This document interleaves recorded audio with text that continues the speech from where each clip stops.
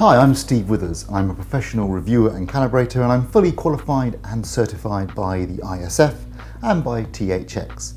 And in this video, I'm going to be reviewing the Panasonic TX-65EX750B Ultra HD 4K TV. If you want to read the full in-depth review, you can find a link in the description, or you can click the card at the top right of this screen.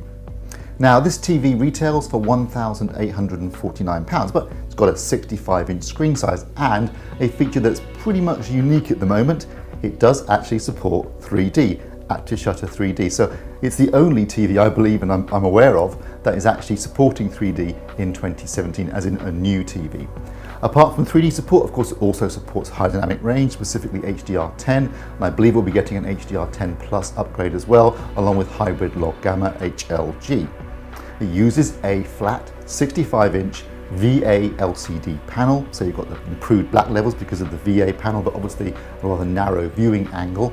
It has LED backlighting, edge LED backlighting, and it's got local dimming as well. In terms of the design, I have to say this is a rather old-fashioned looking television. It definitely looks more like a TV from about 2 or 3 years ago. It's very large, of course, 65-inch screen size, but also it's very heavy. Largely metal construction, which is nice to see, very solid, very well made. It has a nice silver brush metal bezel with a chamfered finish, and also it sits on a large and shiny metallic stand, a sort of a cross quad stand, very reminiscent of Samsung from a few years ago. The stand actually can swivel, which is pretty unusual these days as well. So that means you can actually angle the TV to the appropriate viewing angle for your sitting position, which actually is quite useful given the limited viewing angles the TV has itself. If you look at the back of the television, well, it's basically got a sort of black back panel, and on the left-hand side, as you face the screen, there are all the connections. These actually can sit behind a removable panel for more tidier cable management. And the TV has 4 HDMI inputs, along with 3 USB ports, twin tuners, and all the legacy connections as well. So pretty much all the connections that you would need for a modern television. If you don't want to use a stand, of course, you can also wall mount. So at the back, if you look at the rear, you'll see there are 400 by 200 VESA mounts as well for using a wall bracket. In terms of controlling the TV, it comes with Panasonic standard remote control, which has got a silver finish and a black back, so it actually matches the TV quite nicely. There's a little groove here for your finger, and it's very comfortable to hold and very easy to use with one thumb. All the controls are sensibly laid out. You've got the navigation controls here, playback controls down here, and then sort of volume here. And actually, I think it's a really well-designed remote control, works very effectively, and I really like it. In terms of the smart platform, well, it uses Panasonic's own smart platform, which is quite basic in its appearance, but actually I quite like it because basically it delivers what you want. So you can access apps, and it has all the apps you would need, including all the UK catch-up TV services, as well as Netflix and Amazon and YouTube. And also you can access devices, and I think it's simple, but it's effective and it gets the job done. So I actually quite like the smart TV platform on Panasonic's TVs. In terms of the input lag, this TV was a bit of a surprise. Actually measured 18 milliseconds, which is one of the lowest input lags that we've measured this year. So clearly Panasonic have been working on the input lag of their TVs because they have been disappointing in the past, and I'm actually quite pleased to see it so low. So if you're a gamer, this could be a great choice of TV, particularly if you also like 3D gaming.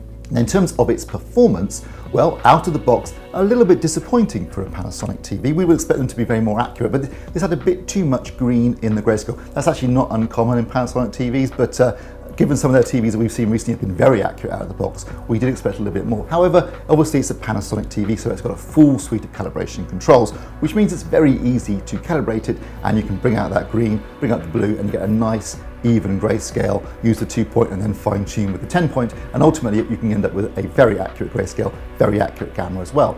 In terms of colour performance, again, a little bit disappointing out of the box considering it's a Panasonic TV, but of course, as I said, full calibration controls, full CMS colour management system, so very easy to calibrate the colour performance as well, and ultimately you can get a reference performance on this TV in terms of both colour, grayscale and gamma. In terms of the HDR performance, this is the one area where it's a little bit disappointing. It's not the brightest TV for HDR. We measured it at about 420 nits of peak brightness on a 10% window, which is pretty low. However, it does tone map very well.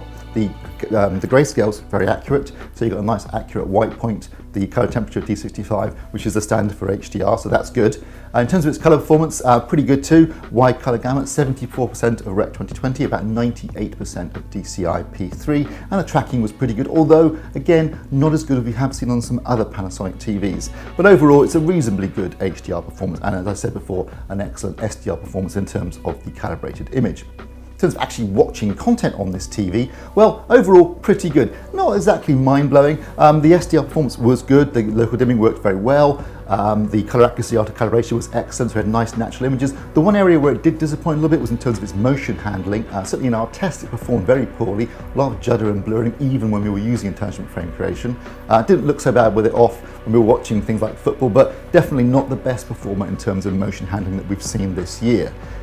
In terms of HDR performance, like I said, not the brightest television, however, it does deliver a pretty good HDR performance. I mean, as I said, the tone mapping is very good, the colours are accurate, and there is enough peak brightness to give the images a certain degree of impact, although obviously it doesn't compete with a TV that can deliver up to 1000 nits. But the local dimming at least was reasonably accurate. We didn't get too much in the way of haloing, because obviously it isn't that bright, or dark edges or black borders on movies appearing too grey. So in fact, actually it delivered a reasonably good HDR performance, partly because it didn't have such a bright peak brightness.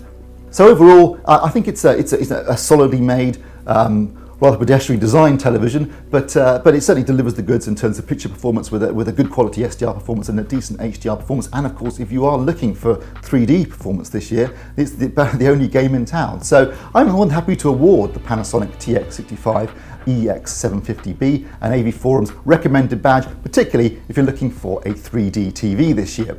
If you've enjoyed this video, then please like and subscribe. And don't forget that you can see more reviews, news, articles, and videos like this at avforums.com, Europe's largest home entertainment community.